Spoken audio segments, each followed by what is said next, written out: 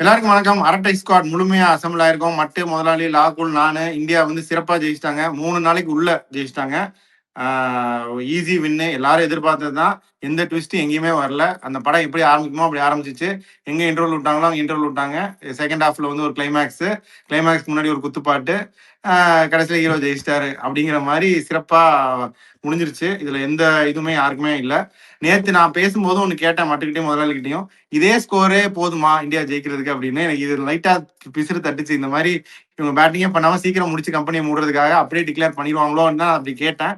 இதே இதுல டிக்ளேர் பண்ணிட்டா ஜெயிச்சிருவாங்களான்னு. அதே தான் அவங்க பண்ணாங்க. Over night declaration all out ஆக்கி விட்டாங்க. லைக் 146 ஃபர்ஸ்ட் டைம் 162, அடுத்து 146, 140 ரன் அண்ட் 1 இன்னிங்ஸ். 5 விக்கெட் தான் எடுத்திருக்காங்க மொத்த டெஸ்ட்டுக்குமே. வெஸ்ட் இண்டீஸ் இந்தியா வந்து 20 விக்கெட் எடுத்துட்டாங்க.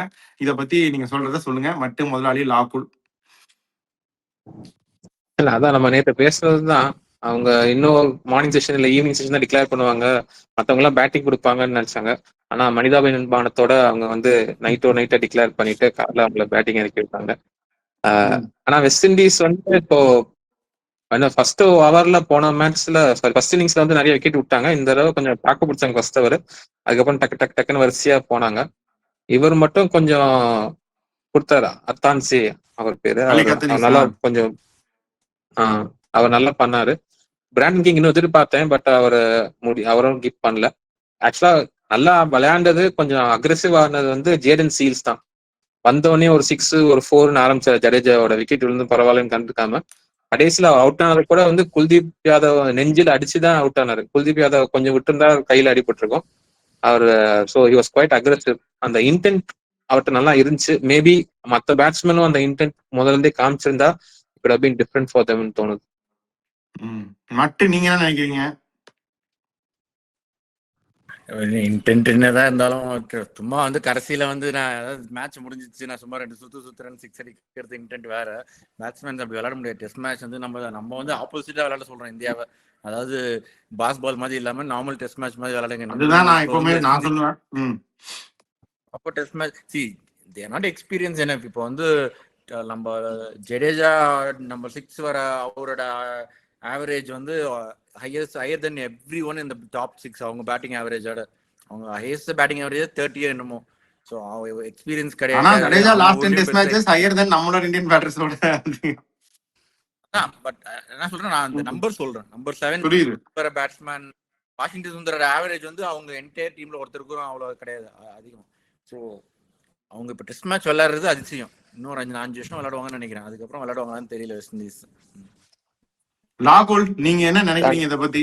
No animals were harmed in this movie அப்படின்னு போடுற மாதிரி, நோ வெஸ்ட் இண்டீஸ் அவங்க வந்து அவங்களை ஹார்ம் பண்ணாம விட்டுட்டாங்க. கம்மியா நீ ஒரு 650 700 நடிச்சிருப்பாங்க, சீக்கிரம் சரி போயிட்டு வாங்கன்னு நினைச்சிட்டாங்க. என்ன நினைக்கிறீங்க? இது இந்தியா பேட்ஸ்மேன் நீங்க நேற்று டிஸ்கஸ் பண்ணிருக்கீங்க. பட் என்னோட இது வந்து இப்ப we are seeing the best of Jadeja. He stepping about bat and ball. இப்ப என்னன்னா அவருக்கு அப்புறம் இந்த பொசிஷன்ல யாரு ஃபுல்ஃபில் பண்ணுவா? எதுக்கு யாருக்கு அப்புறம்? if Jadeja failsனா அதுக்கு தான் அக்சர் இருக்காரேடா. அந்த இதுல அந்த லெவலுக்கு இருப்பாரா? இந்த லெவலுக்குனா ஜடேஜா இஸ் a unique இது ஆல் ஃபார்மேட். அதாவது என்ன சொல்றது, ஆல் த்ரீஸ் பீட் பேட்டிங் பவுலிங் ஃபீல்டிங் மூணுமே ரீப்ளேஸ் பண்ண முடியும். அதுதான் கேக்குறேன் நான். ஆனா இந்த ரோல் வந்து ஒரு பேட்டிங் ஆல்ரவுண்டர் பண்ண முடியுமானா பண்ணி நம்ம ஒருத்தர் ஐடென்டிஃபை பண்ணி ஒருத்தர் 2 பேர் க்ரூம் பண்ணி கொண்டு வரணும். அது நம்ம ரீப்ளேஸ் பண்றதெல்லாம் அந்த மாதிரி பண்றது கஷ்டம். நீ அப்படி கேட்டேன்னா இப்போ ஜடேஜா வந்து ஃபர்ஸ்ட் டைம் அஸ்வின் இல்லாம ஆடி இருக்காரு ஹோம்ல. அதுதான் ஜெயிச்சிட்டாங்க. ஜாக் காலிஸ் அந்த ரேஞ்ச் அந்த அளவுக்கு ரெக்கார்ட் வைஸ் வந்து விக்கெட் எடுக்கிறதெல்லாம் அந்த ரீப்ளேஸ் பண்றது கஷ்டம் தான். பட் அதுக்காக இதே மாதிரி இருக்க முடியாது. 2 பேர் சேர்ந்து ரீப்ளேஸ் பண்ணுவாங்க. அது வரும்போது அதை பார்த்துக்கலாம். இட்ஸ் நாட் அ ப்ராப்ளம் அது இருக்கும்போது. பட் ஐ திங்க் இவங்க பேட்டிங் பண்ணாத காரணம் வந்து சரி எப்படியும் பிட்ச் வந்து டிட்டீரியேட் ஆகுது, நம்ம வந்து ஃபாஸ்ட் பாலர் சொன்னா அவ்வளவு போறது கிடையாது, ஸ்பின்னர்ஸ் வச்சு முடிச்சிடலான்னு தான். அதனாலதான் ஐ திங்க் பண்ணிட்டாங்கன்னு நினைக்கிறேன். ஏர்லி மார்னிங் வந்து ஒரு 5 ஓவர் இவங்க லைக் கொஞ்சம் மாய்ஸ்சர் இருக்கும் போது ஃபாஸ்ட் பாலர் யூஸ் பண்ணிட்டு அதுக்கப்புறம் ஸ்பின்னர் வச்சு பண்ணிடலான்னு பார்த்தாங்க. ஆல்மோஸ்ட் 7th ஓவர் 8th ஓவரே வந்துட்டாருன்னு நினைக்கிறேன் ஜடேஜா. இல்ல ம். ம். சரி, இப்ப பும்ரா இது மட்டும் 6 வந்து ஓவர் இந்தியா போட்டார். டீம் வந்து ரொம்ப ஸ்ட்ராங்கா இருக்கா இல்ல வெஸ்ட் இண்டீஸ் வந்து ரொம்ப வீக்கா இருக்கா? I feel west Indies is west more. Indies வந்து weak. அதான் நான் ஒரு ரொம்ப சின்ன வீக்கா இருக்கு. நான் ஒரு சின்ன இது சொல்றேன்டா. ஒரு குட்டி இது கதை சொல்ல சரி, போறீங்களா? குட்டி கதை சொல்றேன். இப்ப நான் எடுத்து பார்த்தது வரைக்கும் பெஸ்ட் 5 பேட்டர்ஸ் வந்து டெஸ்ட்ல Brian Lara, Shivnarine Chanderpaul, Jimmy Adams, Ramnaresh Sarwan, Carl woofer 5 பேர். நான் நம்ம பார்க்க ஆரம்பிச்சதுல இருந்து யார் நல்ல பேட்டர்ஸ் நான் கொஞ்சம் ஒர்க் அவுட் பண்ணேன். லாரா விட்டுரு, அவர் வந்து ஒன்ஸ் இன் ஜெனரேஷன், அவர் எக்ஸ்ட்ராடினரி. இதுல முக்கியமான பாயிண்ட் என்னன்னா Chandrapal, Adams, Ramnaresh Sarwan, Carl woofer இவங்கெல்லாம் பார்த்தா எக்ஸாம்பிள் நான் சந்திரபால் எக்ஸாம்பிள் சொல்றேன். 164 மேட்சஸ்ல 27,385 பால்ஸ் அவர் ஃபேஸ் பண்ணியிருக்காரு டெஸ்ட் மேட்ச்ல. ஸோ கிட்டத்தட்ட வந்து ஒரு இன்னிங்ஸ்க்கு அவர் 150 பாலுக்கு மேல ஃபேஸ் பண்றாரு எவ்ரி இன்னிங்ஸ். ராம்நரேஷ் சார்வான் வந்து 87 மேட்ச்ல வந்து கிட்டத்தட்ட 10,000 பால் ஃபேஸ் பண்ணியிருக்காரு. ஸோ இவங்கலாம் வந்து 100 பாலுக்கு மேல ஒரு டெஸ்ட்டும் ஃபேஸ் பண்றாங்க. அவங்க ஸ்ட்ரைக் ரேட் வந்து நீ பார்த்தீங்கன்னா கம்மியா தான் இருக்கும், 40 அப்படிதான் இருக்கும். பட் அப்படிதான் அவங்க டெஸ்ட் ஆடிருக்காங்க. அந்த ஏரால வந்து 90ஸ்ல பாத்தீங்கன்னா உனக்கு வந்து கால் ஹூப்பரு, பிரைன் லாரா இருக்காங்க, ஜிம்மி ஆடம்ஸ் இருந்தாங்க, கீத் ஆதரன் கூட நல்லா விளையாடுவார். இவங்க அதுக்கப்புறம் சந்திரபாலு இருந்தாரு, கண்டினியூ பண்றாரு. அந்த சர்வான் அதுக்கப்புறம் வந்து அந்த மாதிரி யாருமே உங்களுக்கு பிளேஸ் இல்லாம போயிட்டாங்க. நீ வந்து எந்த ஒரு பெரிய நம்ம டெஸ்ட்டுக்கு டிராஃப்ட் எல்லாம் பண்ணோம், பெரிய டீம் என்ன எடுத்தீங்க, அலிஸ்டர் குக் எடுத்துக்கோ, ஜோ ரூட் எடுத்துக்கோ, ஆதர்டன் எடுத்துக்கோ, ஆஸ்திரேலியால யாருமே எடுத்துங்க. மேபி ஸ்ட்ரைக் ரேட் கொஞ்சம் அதிகமா இருக்கும் ஆஸ்திரேலியாவுக்கு. பட் மார்க் டெய்லர் அன்னைக்கு லாக்குல் எடுத்தாரு. அவங்க எல்லாமே இந்த 40-50 ஸ்ட்ரைக் ரேட்ல விளையாடுறவங்க தான், அவ்வளோ பால் ஃபேஸ் பண்ணி ஆடுறவங்க தான், கன்வென்ஷன்ல ஆடுறவங்க தான். ஸோ அந்த கன்வென்ஷனல் டெஸ்ட் கிரிக்கெட் எனக்கு தெரிஞ்சு அந்த ராம்நரேஷ் சர்வான் இந்த குரூப் போனதோட முடிஞ்சிருச்சு அப்படின்னு நான் நினைக்கிறேன். இவன் கிறிஸ் அழிஞ்சு கெயிலே போச்சு. வந்து எவ்வளவு பொறுமையா ஆடி இருப்பாரு நம்ம பாத்திருக்கோம். இஷ்டத்துக்குலாம் அடிக்க மாட்டார் டெஸ்ட் மேட்ச்ல. அவர் டார்கெட் பண்ணி தான் வெளுத்து விடுவார். கிறிஸ் கெயில் T20லயே நிறைய அப்படி பண்ணுவாரு, டார்கெட் பண்ணி தான் வெளுத்து விடுவார். பட்லரு, கெயில் இவங்க எல்லாம் கண்ணா பின்னான்னு எல்லா பாலையும் சுத்த மாட்டாங்க, டார்கெட் பண்ணி தான் அடிப்பாங்க. இவங்க வந்து அந்த ஒரு ஆர்ட்டே மறந்துட்டாங்கன்னு நான் நினைக்கிறேன். அதாவது ரைஸ் அது ஆஃப் மட்டும் T20 கிரிக்கெட் லைக் அது கூட கோயின்சைட் ஆகிறது வந்து டெஸ்ட் கிரிக்கெட், அவங்களோட டெஸ்ட் கிரிக்கெட் இது வந்து அப்படியே இதுவாயிடுச்சு. ஆமா, இட்லி கடை படத்துல வந்து தனுஷ் இட்லி கடை திறந்து ஃபர்ஸ்ட் செய்ய ட்ரை பண்ணுவாரு. அவரால் ராஜ்கிரண் மாதிரி செய்ய முடியாது இட்லி, முதலாளி நீங்க பாத்திருப்பீங்களே. அதுக்கப்புறம் அந்த திருநீர் எல்லாம் பூசி அதுக்கப்புறம் இதெல்லாம் கட்டிட்டு வந்தானே இட்லி செய்ய ஆரம்பிப்பாரு. இல்ல நல்லா அது இருந்ததா இட்லி? மத்த சொல்ற மாதிரி ம். இந்த T20 ரைஸ் வந்து இன்னொன்னு வந்து அவங்களுக்கு அந்த ஃபண்ட்ஸும் இல்ல.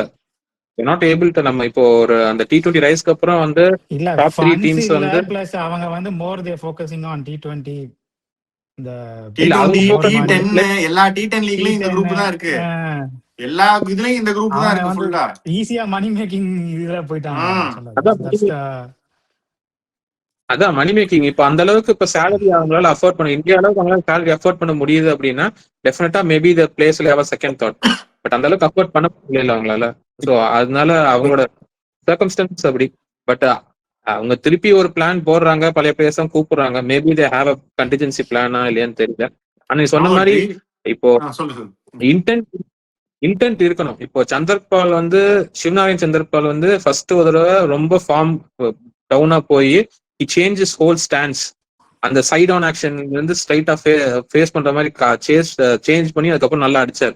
அந்த மாதிரி ஒரு இன்டென்ட் டெஸ்ட்டுக்காக அவர் ஹோல் இதே மாத்துற அளவுக்கு இப்ப யாருக்கும், அதுவும் வெஸ்ட் இண்டீஸ் டீம்ல யாருக்கும் அந்த மாதிரி இன்டென்ட் இருக்கான்னு எனக்கு தெரியல. மைண்டை அப்ளை பண்ணி விளாடணும். நீங்க டெஸ்ட் தோத்துருவீங்கன்னு தெரிஞ்சாலும் நீங்க முடிஞ்ச அளவுக்கு ஃபைட் பண்ணணும். இவங்க அந்த ஃபைட்டே பண்ண மாட்டேங்கிறாங்களே. இன்னைக்கு நான் விக்கெட் டிஸ்மிசல்ஸ் எல்லாமே இன்னைக்கு வந்து தாக்னரேன் சந்திரபால் சும்மா ஏர்ல தூக்கி அடிச்சாரு. லெக் சைடு ஆள் நிக்கிறாங்க, ஸ்கொயர்ல உள்ளதான் நிக்குது, நேரா கை அடிச்சாரு. இந்த கேம்பனும் அப்படிதான், பேட் பேட் உள்ள நிக்குதுன்னா அவன் பேட் அண்ட் பேட் க்ளோஸா வந்து ஒரு குனிஞ்சு ஒரு சொல்லித்தர மாதிரி எல்லாம் விளையாட மாட்டேங்கிறாங்க, சும்மா வந்து பேட்டை விடுறாங்க. இவரு பிராண்டன் கிங் தான் நான் ரொம்ப டிசப்பாயிண்டட். அவுட் ஆன அமாங் த விக்கெட்ஸ். குல்தீப் போட்ட பால் கொஞ்சம் எக்ஸ்ட்ரா பவுன்ஸ் ஆச்சு, ஓகே. பட் இதெல்லாம் வந்து இந்த மாதிரி ஸ்கூல்ல அவுட் ஆனாலே திட்டுவாங்க. வந்து நேரா பாயிண்ட் கை கடிச்சிட்டு போறாரு. அது வந்து ஒரு பேட் பால் ஆக்சுவலா. அது கீழே தரையில பவுன்ஸ் ஆகி ஒரு 4 போற மாதிரி அடிக்கணும். இந்த கீழே எல்லாம் பேட்டு கீழே வச்சு ஹை எல் போல் அடிப்பாங்க. அந்த மாதிரி அவர் பண்ணாம சும்மா ஜாலியா கேஷுவலா ஒரு கட் அடிச்சு நேரா பாயிண்ட் கைக்கு போயிருச்சு. அதெல்லாம் வந்து அவங்க சரி மேட்ச் முடிஞ்சிருச்சு அப்படின்ற மாதிரி மைண்ட் செட்ல விளையாடுறாங்க. அதுதான் அவங்களுக்கு என்னதான் மேபி சேலஞ்ச் சோ மெனி இது. பட் இந்த மாதிரி எல்லாம் அவங்க டிஸ்மிசல்ஸ் இருந்துச்சு அப்படின்னா ஷாய் ஹோப்பும் அப்படிதான். ஷாய் ஹோப் தான் நான் சொல்றேன். சேஸ் வந்து போல்டானாரு. ஷாய் ஹோப் தான் நான் சொல்றேன், சாரி பிராண்டன் கிங் கிடையாது. ஷாய் ஹோப் டிஸ்மிசல் தான் நான் சொல்றேன். ஆமா, ஜடேஜா பால், குல்தீப் பால் கிடையாது. ஸோ அந்த பால்லாம் வந்து அவர் 4 அடிச்சிருக்கணும், அதுல போய் அப்படி அவுட் ஆனார் ஷாய் ஹோப். அவரை மாதிரி ஒரு எக்ஸ்பீரியன்ஸ் பிளேயர்லாம் அப்படி அவுட் ஆனது இட் இஸ் நாட் டன். அந்த நேரத்தில் வந்து என்னதான் மேட்ச் முடிஞ்சிருச்சு அப்படின்னாலும் அவங்க ஃபைட் பண்ணணும். அது ஒரு international, you representing your country அப்படின்னா you to fight it out. அந்த ஃபைட் இல்ல. ஷாய் ஹோப்புக்குலாம் வந்து ரொம்ப ஷாய் ஹோப்புக்குள்ள ரொம்ப முக்கியமான மேட்ச் இது. இங்க பெர்ஃபார்ம் பண்ணாதான் ஐபிஎல் எடுப்பாங்க இந்த தடவை.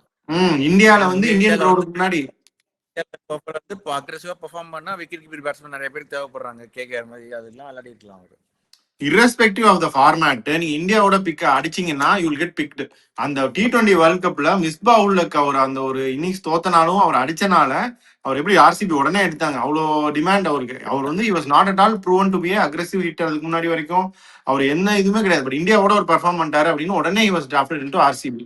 ஏன்னா அந்த அளவுக்கு ஒரு சான்ஸ் இவங்க எல்லாரும் வேஸ்ட் பண்றாங்க. ஸோ அது மாதிரி இப்போ ஷாய் ஹோப்போ பிராண்டன் கிங்கோ ராஸ்டன் சேஸ் குறிப்பா இப்ப நம்ம சொல்றோம் ஆஃப் ஸ்பின்னிங் ஆல்ரவுண்டர் அப்படின்னு. இல்ல ஜஸ்டின் ஹியூஸ் அடிச்சாருன்னு அதுக்காக கூட இருக்கலாம். கடைசியா வந்து அடிச்சாரு ஒரு ஃபாஸ்ட் பவுலிங் ஆல்ரவுண்டர் அப்படின்னு. உனக்கும் ஆசை. இதுல வந்து பும்ரா வந்து ஃபுல் டில்ட் எல்லாம் அழுத்தவே இல்ல. 6 ஓவர் போட்டு நிறுத்திட்டாரு. போதும் அப்படின்ட்டாரு. பும்ரா எல்லாம் ஓரமா இது போட்டு டீ சொல்லிட்டாரு. பும்ரா எல்லாம் போட்டிருந்தா இன்னும் கொஞ்சம் முடிச்சு விட்டுருப்பாங்க. கடைசியில டெய்ல்கே சிராஜ் தான் போட்டு காலி பண்ணாரு. லாஸ்ட் 10 மேட்சஸ்ல ஐ திங்க் பும்ராக்கு தான் செகண்ட் வின்னு நினைக்கிறேன் அவர் விளையாண்ட மேட்சஸ்ல இந்தியா. அப்படியா? தோத்துருக்கோம். தூபே ஜியோட ரெக்கார்டு ஆனா T20ல இப்போதைக்கு யாருக்குமே கிடையாது. பும்ராக்கு இந்த மாதிரி ஒரு ரெக்கார்டு இருக்கு. சரி, கோயிங் ஃபார்வர்ட் இவங்க வந்து என்ன சேஞ்ச் பண்ணுவாங்க இந்தியா அடுத்த டெஸ்ட்டுக்கு? அதேதான் வச்சிருப்பாங்க. இல்ல சீஸ் அப்படி இல்ல. நிதிஷ் ரெட்டி, வாஷிங்டன் சுந்தர், அக்சர் பட்டேல் அதான் அந்த டிசிஷன் தான் எடுக்கணும். அது அந்த டிசிஷன் எடுக்கலாம். அது டிபெண்டிங் அப்பான் பிட்ச். இன்னும் கொஞ்சம் ஸ்பின் ஆச்சுன்னா நிதிஷ் ரெட்டியை திரும்ப பண்ணிட்டு அக்சர் பட்டேல் கூட இன்னொரு ஸ்பின்னரா எடுக்கலாம். பட் தேவையா? ஆனா யூஸ் பண்ணுவாங்களா? அவ்வளவு கொடுமை பண்ணுவாங்களான்னு கேக்குறேன். அக்சர் பட்டேல் தான் இன்னும் கொஞ்சம் சீக்கிரமா 2 விக்கெட் எடுப்பாரு. அவரும் பால் புதுசா இருக்கும் போதே போட்டுருவாரு அவரு. 2 மேட்ச் முடிக்கலாம்னு பாக்குறாங்களா? ஸ்பின் விளையாடுவாங்க. அவர் ஆம்பால் நிறைய இது பண்ணி போட்டு கால்ல வாங்குவாங்க. அடுத்த மேட்ச் டெல்லியில அந்த கொடுமையெல்லாம் நடக்குமான்னு யோசிச்சுங்க. அக்ஷர் பட்டேலோட அதே home ground sir, IPL home ground இப்போதைக்கு இந்த ஹோம் கிரவுண்ட்.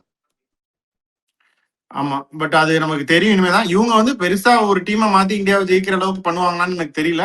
பட் நான் ஏற்கனவே சொல்லியிருந்தேன், அது திருப்பியும் தான் சொல்றேன். இவரு வந்து ஜெரையா பிளேட்ஸ் வந்து ஒரு decent option. Left arm angle அப்படிங்கறனால அவரை இவங்க ட்ரை பண்ணலாம். இந்தியன் கண்டிஷன்ஸ்ல அவருக்கு ஒரு வாய்ப்பு ப்ரூவ் பண்றதுக்கு. லெஃப்ட் ஆர்ம் சீமர் பரவாயில்ல, நான் ஒரு ஸ்கோப் இருக்கு. ஈவன் நான் ஐபிஎல் மட்டும் வச்சு சொல்றேன்னு இல்லை, பட் ஒரு லெஃப்ட் ஆர்ம் சீமர் பெர்ஃபார்ம் பண்றதுக்கு ஸ்கோப் இருக்கு. நியூ பால்ல போட்டு ஒரு 2 விக்கெட் எடுத்தாரு அப்படின்னா it's good thing for him. Is not a bad bowler at all. அவருக்கு ஒரு சான்ஸ் கொடுக்கலாம் ஜெரையா பிளேட்ஸ்க்கு. ஸோ அது ஒன்று நான் கண்டிப்பாக பண்ணுவேன், அந்த ஒரு change West Indies point of வியூவில். பட் அவங்க என்ன பண்ணுறாங்கன்னு நம்ம வெயிட் பண்ணி தான் பார்க்கணும். So as of now match is over. Easy overwhelming win இந்தியாவுக்கு. அடுத்து டெல்லியில் என்ன ஆகுதுன்னு பார்ப்போம். நீங்கள் ஏதாவது சொல்லணும்னா சொல்லுங்க boys, otherwise we can close. அதான் இப்போ எதிர்பார்த்த மாதிரி மேட்ச் முடிஞ்சிச்சு. அடுத்த match I think one day can experiment or work on becoming stronger. So we'll be back with the preview of the next match and we'll sign off for this test one. Bye.